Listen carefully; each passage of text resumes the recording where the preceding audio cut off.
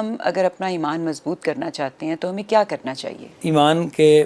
مضبوط کرنے کے حوالے سے 3 بڑی بنیادی چیزیں ہیں۔ ایک تو یہ کہ قرآن مجید کی آیات جو ہیں ان پر جب ہم غور کرتے ہیں، تدبر کرتے ہیں، وہ ظاہر خدا کا کلام ہے نا، تو خدا کے کلام میں اس نے اس کائنات کو بیان کیا ہے، انسان کو بیان کیا ہے، انسان پر اپنی نعمتوں کو بیان کیا ہے، اسی طرح دینی حقیقتیں جو ہیں وہ بیان کی گئی ہیں۔ تو اس غور و فکر سے ہمارا ایمان مضبوط ہوتا ہے۔ کائنات پر غور و فکر سے بھی کائنات کے ایک ایک ذرے میں خدا کی نشانیاں پائی جاتی ہیں۔ اپنے وجود پر، ہمارا وجود بھی خدا کی بہت بڑی نشانی ہے، اس پر ہم غور کرتے ہیں کہ کس طرح خدا نے ہمیں بنایا ہے، تو وہ یہ جان لیتا ہے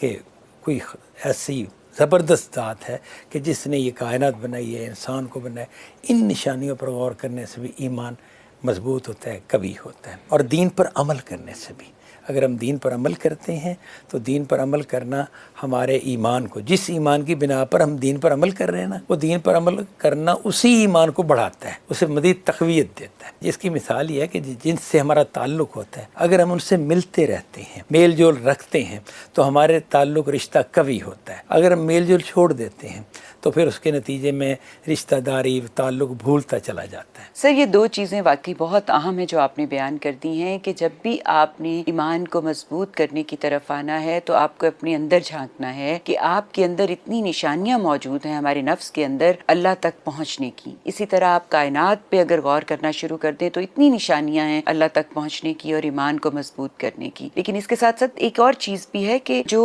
انسان کی گزشتہ تاریخ ہے اس میں کب کب ٹھوکر کھائی اور کس طریقے سے اگر انہوں نے انبیاء اور رسولوں کے لائے ہوئے دین کو نہ مانا تو پھر ان کے ساتھ کیا ہوا، یہ بھی ایک بڑا سورس ہوتا ہے انسان کو ایمان کو مضبوط کرنے اور ایمان تک رسائی حاصل کرنے کا۔ میرا خیال ہے کہ اپنی تاریخ پہ بھی نظر ڈالنی چاہیے جس سے ہماری ایمان کو مضبوطی ملتی ہے۔ ہاں جی، اس کو ہم اس طرح کہیں گے کہ انسانی تاریخ میں جو انبیاء اور رسولوں کا معاملہ رہا ہے، یعنی ان پر ایمان لانے والوں